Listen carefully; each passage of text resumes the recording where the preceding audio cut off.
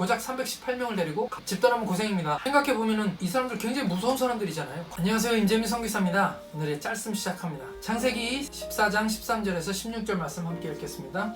도망한 자가 와서 히브리 사람 아브라함에게 알리니 그때 아브라함이 아모리 족속 마므레 상수리 숲을 근처에 거주하였더라. 마므레는 에스골의 형제요 또 아넬의 형제라. 이들은 아브라함과 동맹한 사람들이더라. 아브라함이 그의 조카가 사로잡혔음을 듣고 집에서 길리고 훈련된 자 318명을 거느리고 단까지 쫓아가서 그와 그의 가신들이 나뉘어 밤에 그들을 쳐부수고 다메섹 왼편 호박까지 쫓아가 모든 빼앗겼던 재물과 자기의 조카 롯과 그의 재물과 또 부녀와 친척을 다 찾아왔다. 지난 시간에 제가 말씀드렸습니다. 싸울 준비가 되어 있지 않으면 의로운 심령이 상한다. 신앙인은 항상 싸울 준비가 되어 있어야 된다고 제가 말씀드렸습니다. 롯이 어떤 사람인가요? 롯은 싸울 준비가 되어 있지 않았습니다.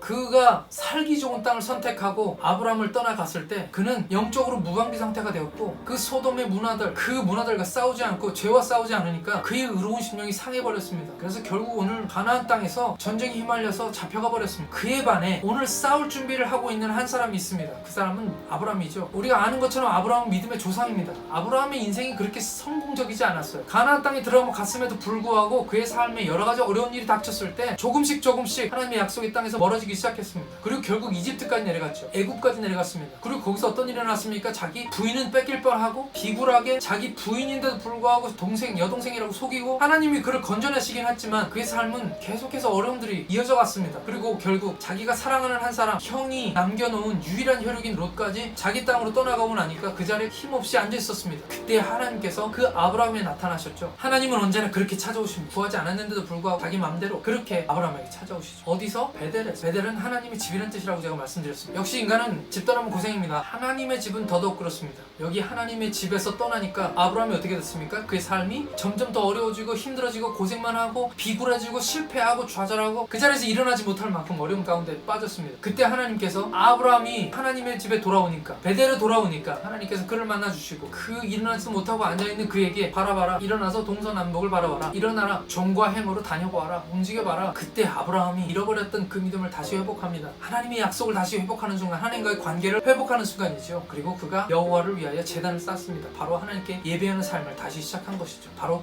베델에서. 그리고 난 후 그가 소식을 듣습니다. 오늘 말씀처럼 전쟁에서 잡혀왔다가 도망 나온 자가 소식을 가지고 옵니다. 조카 니로 잡혀갔어, 이렇게 얘기해 준 거죠. 오늘 성경 말씀의 내용은 아주 간단합니다. 그래서 어떻게 됐습니까? 집에서 길리온 318명의 용사를 데리고 가서 쫓아가서 쳐부수고 그 다음에 그들을 쫓아서 롯과 부녀와 친척까지 다 찾아왔더라, 이 말씀입니다. 세 가지만 말씀드리려고 합니다. 믿음? 아브라함이 지금 믿음이 있나요? 믿음이 있어서 조카 롯을 가서 찾아온 건가요? 우리가 다 아는 것처럼 믿음은 하나님이 주시는 것이죠. 바로 그날 그 저녁 베델에서 하나님께서 찾아오 주셨을 때 다리에 힘을 풀려서 아무것도 할 수 없었던 그때에 하나님께서 그를 찾아오셨습니다. 그리고 하나님이 약속을 회복해 주시죠. 그리고 하나님께서 그에게 다시 한번 약속해 주십니다. 그가 믿음이 다시 일어나기 시작했습니다.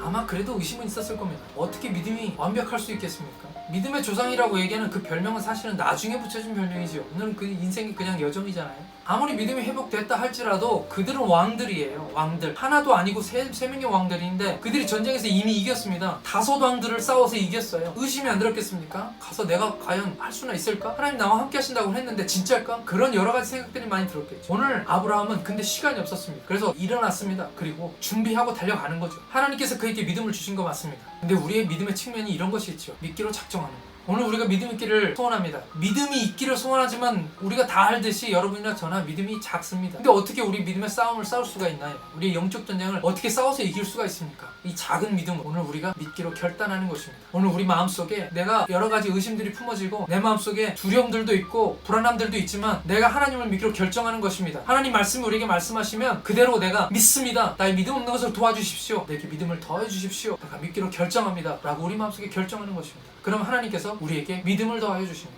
삶이 두렵기는 이때나 지금이나 똑같습니다. 점점 어려운 세상이 다가오고 경제적으로 사회도 더 어려워지고 코로나 바이러스도 왜 이런 일들이 일어나는지 모를 정도로 여러 가지 일들이 우리 삶 속에서 계속해서 일어나고 있죠. 이럴 때 우리 사실 크리스찬들도 믿음이 거의 비슷합니다. 근데 어떤 사람들은 믿음으로 일어서고요, 어떤 사람은 그 믿음 있는 것도 빼앗깁니다. 오늘 우리가 믿음으로 결단하기를 소원합니다. 하나님께서 우리와 함께 하신다는 사실을 우리가 믿기를 소원하는 것입니다. 두 번째로 이 영적 전쟁에서 아브라함을 일어나서 싸우게 만들었던 것은 뭐냐면 바로 사랑이죠. 아브라함은 지금 시간이 없습니다. 롯이 잡혀갔거든요. 주저주저 할 시간이 없었습니다. 지금이 아니면 마지막 기회도 잃어버리는 것이죠. 롯이 있는데 그 롯은 유일하게 남은 혈육입니다. 그 형 하란은 하란 땅에서 죽었습니다. 아브라함은 지금 자식도 없잖아요. 롯이 유일한 희망이었을지도 모릅니다. 그 자기 자식과 같은 사람, 형을 대신해서 자기가 키우기로 입양한 사람, 그 롯을 지금 잃어버린 것이죠. 롯을 향한 아브라함의 사랑이 그가 가만히 있을 수 없도록 만들었습니다. 필요가 안 될지라도, 비록 내가 가서 쥐어 터질지라도 나는 가야 돼. 왜냐하면 내가 사랑하는 롯이니까. 두 번 생각할 시간이 없습니다. 영적 전쟁은 두 가지예요. 하나는 죄와 싸움이죠. 이 죄와 싸움은 롯이 소돔과 고모라라는 그 죄악의 도시에 둘러싸여 살면서 그가 이 죄와 싸울 준비가 되어 있지 않았기 때문에 죄가 조금씩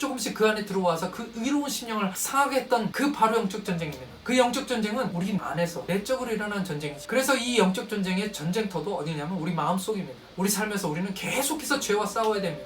지기도 하죠. 그렇지만 다시 일어나서 싸우고 또 싸우다 보면 우리가 믿음이 더 세지고 우리가 점점 더 성숙하고 이기는 법을 배우는 것입니다. 두 번째 영적 전쟁은 뭐냐 하면 영혼들을 위한 싸움입니다. 쉽게 말하면 전도죠, 전도. 하나님께서는 오늘 우리가 싸워서 이기기를 원하십니다. 그냥 내 믿음만 지키는 것을 원하시는 것이 아니라 오늘 이 영적 전쟁에서 승리해서 영혼들을 취하여 오기를 하나님께서는 원하시는 것입니다. 이것은 내적 전쟁이 아니죠. 외적 전쟁입니다. 이 영적 전쟁의 전쟁터는 바로 삶입니다. 이 삶 속에서 우리가 승리를 해야만 이 영혼들을 취하여 올 수 있다는 것이죠. 이 영적 전쟁의 동기는 무엇입니까? 바로 사랑입니다. 영혼들을 향한 사랑. 내가 이 영혼들을 사랑하지 않으면 그들을 건져내 줄 수가 없죠. 사랑이 없으면 싸울 수가 없습니다. 사랑이 없으면 그냥 혼자 믿음 생활만 하는 거죠. 나만 겨우 천국 가는 그런 사람이 되는 것이죠. 네, 오늘 우리가 기도할 때 하나님께서는 우리 눈을 열어주십니다. 어떤 사람들이 생각나게 하셔요. 오늘 우리가 기도를 시작할 때 TV에서 봤던 저 낙도 오지에 있는, 저 아프리카에 있는, 저 중동에 있는 그 영혼들이 내 마음속에 부담감으로 다가오게 됩니다. 한 번도 보지 못했지만, 내가 누군지도 모르지만, 또는 내가 아는 사람들 중에서 내 친척들, 내 친구들, 내 가족들, 그들을 위해서 내가 기도하기를 시작하게 됩니다. 그게 바로 사랑이죠. 사랑은 싸우도록 만듭니다. 사랑은 내가 그들을 보호하고 그들이 빼앗겨서 그 죄악 가운데 있을 때 그냥 내버려 두는 것이 아니라 내가 달려가서 그들을 위해서 싸우고 그들을 되찾아오기를 결정하게 되는 것입니다. 이 영적 전쟁의 모티브는 바로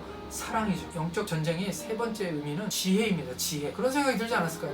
내가 과연 이 전쟁을 하면 싸울 수는 있을까? 이길 수는 있을까? 생각해보면은 이 사람들 굉장히 무서운 사람들이잖아요. 과연 내가 이번에 쫓아가면 싸워서 롯을 뺏어올 수 있을까? 이런 고민들을 했겠죠. 이 가나안 족속 5족속이 패배했다니까요. 엄청나게 센 사람들입니다. 근데 고작 318명을 데리고 가서 싸워서 이길 수 있을까? 그런데 문제는 시간이 없다는 겁니다. 시간. 이게 마지막 기회. 아마 그가 그날 저녁에 엄청나게 많은 생각들을 했겠죠. 그 머릿속이 너무너무 복잡했을 겁니다. 낙타에 안장을 지우고 무기들을 준비하고 싸우러 나갈 때 아브라함은 치밀하게 머릿속으로 계획을 짰을 것입니다. 첫 번째, 오늘 밤이 무조건 기회다. 오늘 밤을 넘기면 안 된다. 이 밤이 마지막 기회다. 그들은 이미 전쟁에서 많이 피곤했고 상처를 입었고 여러 사람들이 죽었습니다. 그들에게 시간을 준다면 아마 그들이 돌아가서 회복해서 더 큰 군대가 될 겁니다. 그렇기 때문에 아브라함에게는 이게 마지막 기회죠. 이미 전쟁을 끝나고 돌아가는 사람들 무장해제가 되어 있을 것입니다. 기쁨에 취해 있겠죠. 승리의 전리품들을 나누면서 자기 가족들에게 돌아갈 생각, 아니면 그날 저녁에 밤새도록 술을 마시면서 깊이 잠들었을 수 있을 것입니다. 그렇기 때문에 아브라함은 오늘 밤이 무조건 기회다, 오늘 밤이 마지막 기회다라고 생각했을 거예요. 그건 전략이죠. 하나님이 그에게 지혜를 주시는 것입니다.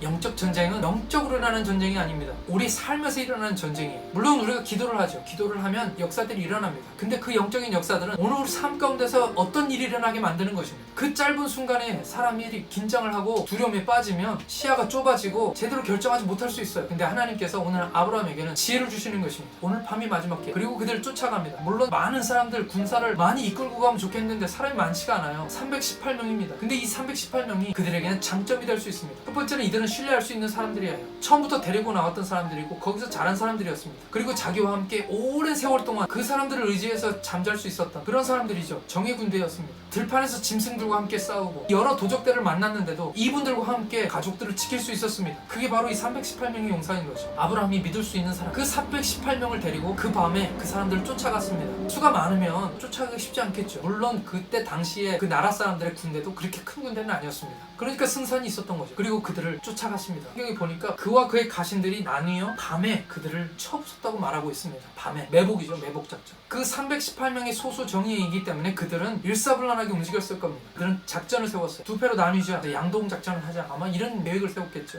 끝까지 기다렸다가 갑자기 뛰어나와서 그들을 기습하는 것입니다. 그게 유일한 방법이었겠죠. 소수의 군대가 다수의 군대를 싸울 수 있는 아주 전략적인 방법입니다. 게릴라 작전. 우리가 잘못 생각하는 것 중에 하나가 영적 전쟁은 그냥 영적으로만 일어나는 전쟁이라고 생각합니다. 영적 전쟁은 그냥 기도하면 하나님이 우리를 위해서 대신해서 싸워주는 것처럼 생각합니다. 근데 우리 영적 전쟁은 아주 실제적인 전쟁이에요. 우리 삶 안에서 일어나는 전쟁입니다. 마치 공부를 안 한 친구가 기도만 한다고 시험 점수가 잘 나올 수 없는 것처럼 오늘 우리가 기도를 했으면 우리가 스스로 노력하고 애써야 되는 것입니다. 만약에 우리가 기도하면 하나님이 코로나 바이러스를 막아주실까요? 그 정답은 yes, no, 둘 다입니다. 우리가 하나님께 기도하면 하나님께서 우리에게 지혜를 주시죠. 바이러스 그 자체가 우리 몸에 들어오는 건 하나님이 막으시지 않습니다. 우리의 마음을 점점 더 현명하게 하는 것입니다. 어떤 사람들은 기도하면 이성이 마비되는 것처럼 생각하는데 그렇지 않습니다. 우리가 기도할 땐 이성이 더 발현되죠. 왜냐하면 하나님이 우리의 머리와 두뇌를 만드셨기 때문입니다. 그리고 어떻게 이 일들을 대처해야 되는지 알게 됩니다. 선교지에 와서 사람들을 가르치면서 안타까운 것은 그들이 기도를 하면 더 무지해지는 경향이 있어요. 너무 자랑스럽게 저는 기도하기 때문에 병원에 안 가요 이렇게 얘기합니다. 기도를 했으면 약을 발라야 됩니다. 우리가 기도할 때 지혜를 주셔서 손도 씻게 하시고요, 마스크도 쓰게 하고 조심스럽게도 합니다. 하나님이 의료진들에게 지혜를 주셔서 그들에게 사명감을 주셔서 더 열심히 사람들을 돕고 섬길 수 있게 하십니다. 그것이 하나님께서 하시는 방법이죠. 그리고 우리가 기도할 때 바이러스가 우리 몸에 들어올지라도 면역을 더 강하게 하셔서 이길 수 있도록 하게 하십니다. 그게 하나님이 하시는 방법이죠. 하나님께서 하시는 일이 그냥 단순하게 기적을 통해만 역사하신다는 것은 하나님이 하실 수 있는 많은 방법들 중에 하나를 그냥 제안하는 것입니다. 하나님은 이 세상의 모든 것을 통치하시는 분이시고 우리 생각보다 더 크고 더 많은 방법들을 가지고 우리 삶에서 역사하시는 분입니다. 단순히 우리가 기대하는 어떤 기적의 방법만 가지고 일하시는 분이 아니라는 것입니다. 아브라함이 믿음을 가지고 싸우지만 그것이 그냥 진공 상태에서 일어나는 것이 아니라 그의 지혜와 전략과 집에서 길리운 군대와 여러 가지를 통해서 하나님께서 역사하시는 거죠. 오늘 우리의 영적 전쟁 가운데서 특별히 영혼들을 뺏어오기 위해서 전도하고 복음을 전하고